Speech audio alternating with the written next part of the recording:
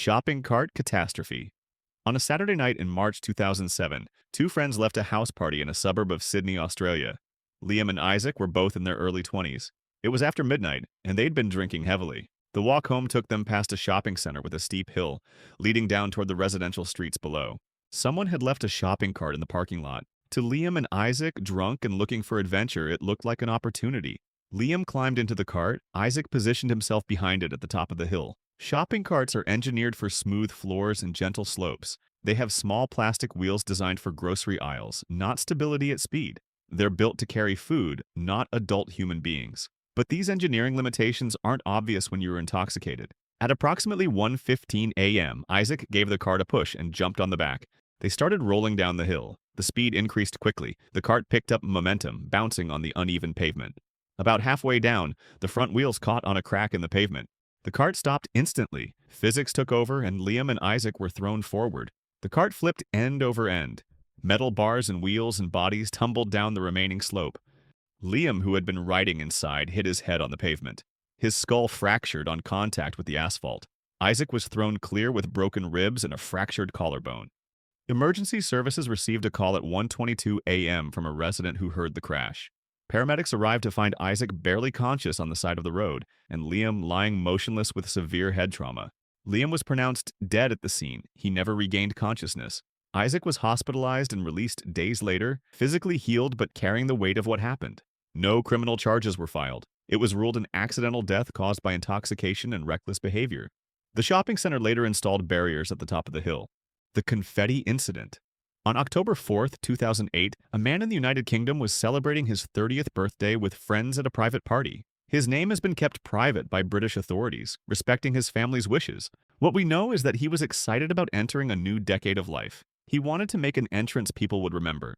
Someone had purchased a confetti cannon for the celebration. These devices are sold as party supplies, meant to shoot streamers and confetti into the air for celebrations. They work using compressed air or a small explosive charge, similar to fireworks but supposedly safer. The instructions on these devices are clear. Place them on the ground, point them away from people, and trigger them from a safe distance. The pressure inside is substantial, enough to launch confetti 20 or 30 feet into the air. That pressure is also enough to cause serious injury if misused. The birthday celebrant decided he wanted a more dramatic entrance. Instead of setting the cannon on the ground and lighting it remotely, he would stand on top of it. The idea was that when it fired, he would be propelled upward in a shower of confetti, making a spectacular entrance to his own party. His friends tried to talk him out of it. Several people at the party told investigators later that they had warned him it was dangerous, but he was convinced it would work. Maybe he thought the device didn't have enough force to be truly dangerous. Maybe he thought his weight would keep him stable. Maybe the alcohol had affected his judgment. At approximately 10:30 p.m., he positioned the confetti cannon on the floor and stood on top of it. Someone triggered the device, and the explosion was louder than anyone expected. Instead of being propelled upward in a controlled way, he was launched violently into the ceiling. The room had exposed wooden beams across the ceiling, part of the venue's rustic charm. His head struck the beam with tremendous force. He fell back to the ground unconscious. The confetti drifted down around him in the silence that followed. Emergency services arrived within 15 minutes. He was rushed to the hospital with severe head trauma. Despite emergency surgery, he died 3 days later from his injuries without regaining consciousness. Etiquette over survival. On October 13, 1601, 54-year-old Tycho Brahe attended a banquet at the palace of Baron Peter Vogt von Rosenberg in Prague. Brahe was one of the most famous astronomers in Europe. He had spent decades mapping the stars with unprecedented precision. Kings and emperors sought his counsel. His observations would later help Johannes Kepler prove that planets orbit the sun. That evening's banquet was a formal affair hosted by the Holy Roman Emperor Rudolph II. The tables were filled with nobility. The meal stretched for hours as royal banquets did. Multiple courses, endless wine, elaborate ceremony. In that era, court etiquette was rigid and unforgiving. Leaving the table before the host was considered a grave insult. You did not excuse yourself for any reason while the emperor was still dining. Brahe needed to urinate. The meal had gone on for hours, and he had been drinking heavily, but he could not leave. He would not risk offending the emperor or appearing uncivilized in front of the assembled nobility, so he remained in his seat, maintaining proper decorum as the pressure in his bladder grew increasingly painful. By the time the banquet ended and Brahe was finally free to leave the table, something had gone terribly wrong inside his body. He found he could barely urinate at all. The pain was excruciating.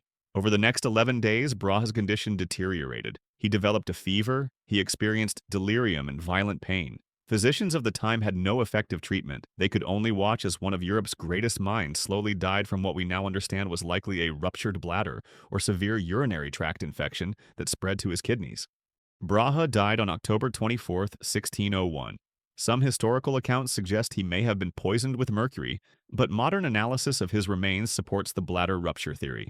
His last words were reportedly, "Let me not seem to have lived in vain."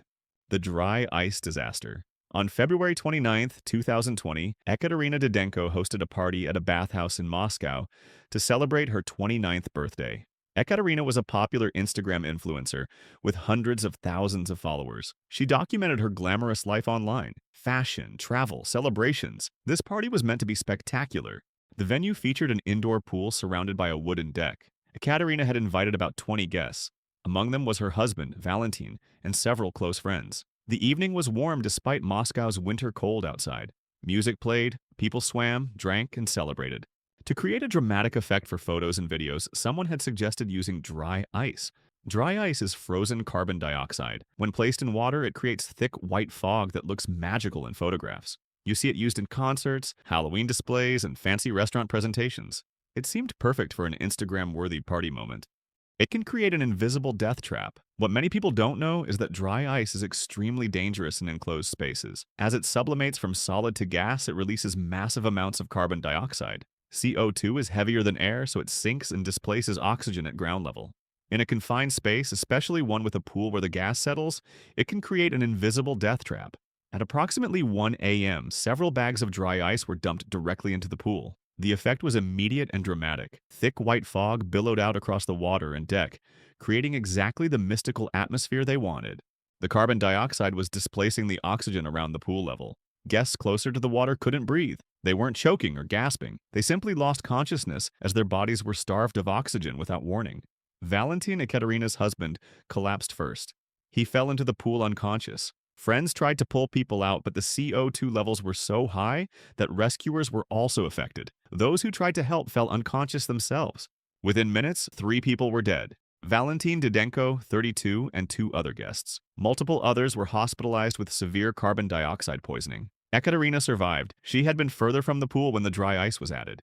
Emergency services arrived to find bodies in the water and unconscious people scattered across the deck. The white fog was still rolling across the surface, beautiful and deadly. The investigation was swift. The bathhouse owner was arrested for violating safety regulations. The person who suggested using dry ice faced criminal charges, but no legal consequences could undo what happened that night. After that, Ekaterina's Instagram went dark. Toronto office incident. On July 9, 1993, 39-year-old Gary Hoy stood in his office on the 24th floor of the Toronto Dominion Centre. It was a Friday evening, and his law firm was hosting a reception for articling students. Hoy was a senior partner at Holden Day Wilson, one of Toronto's most respected law firms. He was known for being brilliant, energetic, and confident. The gathering was meant to welcome new students to the firm, show them around, and make them feel comfortable. Hoy had done this demonstration before. He wanted to impress the young lawyers with the building's engineering. The Toronto Dominion Centre featured modern architecture with floor-to-ceiling glass windows, and Hoy loved to prove just how strong that glass was. The glass was tempered, reinforced, and designed to withstand hurricane-force winds. It was by every measure unbreakable. That evening, Hoy gathered a small group of students near the windows. He explained the engineering behind the design. Then he stepped back and threw his body against the glass. The first impact? The glass held firm. He bounced off exactly as expected. He did it again. But on the second impact, something went catastrophically wrong. The glass didn't break. It held perfectly, but the window frame gave way. The entire panel popped out of its mounting. Hoy fell through the opening, still surrounded by the intact pane of glass, and dropped 24 stories to the ground below. The students stood frozen in horror. One moment Hoy was there, confidently demonstrating the building's safety. The next moment, he was gone. Emergency services arrived within minutes, but there was nothing they could do. Gary Hoy died instantly. The investigation revealed what had happened. Repeated impacts over time had weakened the window frame's seal, not the glass itself. The glass had performed exactly as designed. After the incident, the Toronto Dominion Centre reinforced all its window frames. If you enjoyed this, smash that subscribe button and drop your ideas in the comments. Your suggestion might be the next video.